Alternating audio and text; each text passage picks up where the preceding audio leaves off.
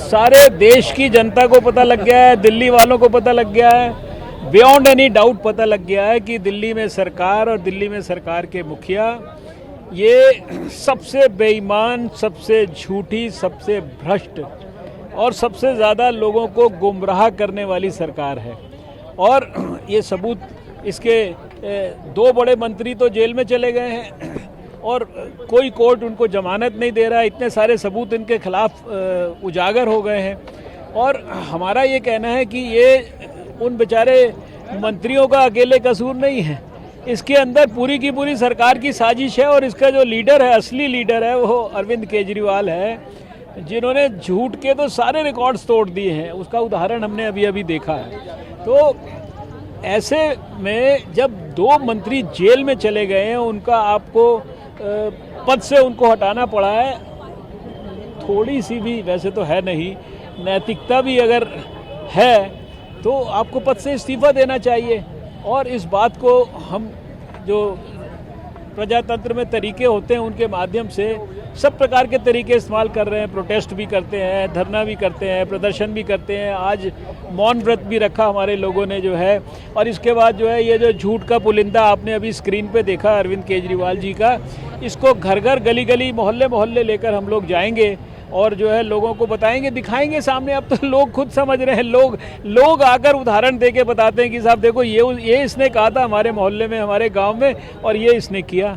हमें कुछ नहीं करना पड़ रहा, लोग बता रहे हैं हमको आके। अच्छा जी, एक आखिरी सवाल कि जिस तरह से विपक्ष कह रहा है कि ईडी और सीबीआई का इस्तेमाल किया जा रहा है विपक्षी सरकारों पर, नेताओं पर, देखिए ये एकदम आरोप बेबुनियाद है।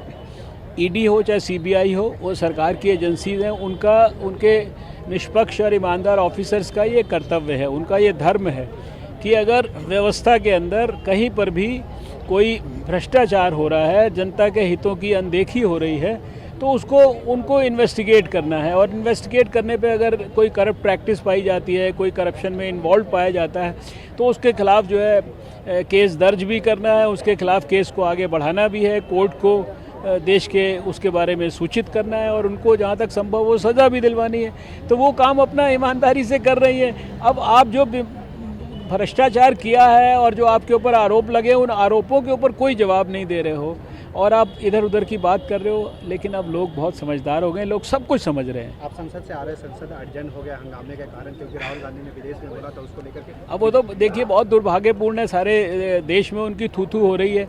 अपना भारत जो है आज सारे संसार में भारत की प्रतिष्ठा को एकदम स्काई हाई जो है प्रधानमंत्री मोदी जी ने पहुंचाया है। दुनिया के अंदर मोस्ट पॉपुलर लीडर के रूप में उनकी छवि इमर्ज हुई है।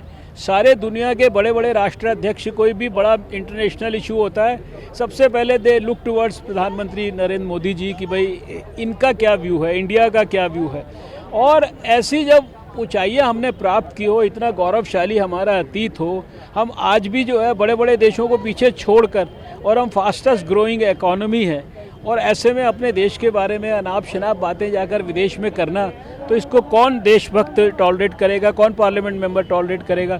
तो पार्लियामेंट में जो है आपने देखा कि डिफेंस मिनिस्टर साहब ने स्टेटमेंट दिया, हमारे पार्लियामेंट्री अफेयर्स मिनिस्टर ने जो है स्टेटमेंट दिया, सारे भारतीय जनता पार्टी के और दूसरे कई सारे सपोर्टिंग लोगों ने, एमएलएज ने, एमपीज़ ने उसके अंदर अपनी वॉइस को रेज़ किया। तो मैं नहीं समझता कि राजीव गांधी जी को ये देश कम से कम इस प्रकार की हरकतों के लिए कभी माफ़ कर सकता है।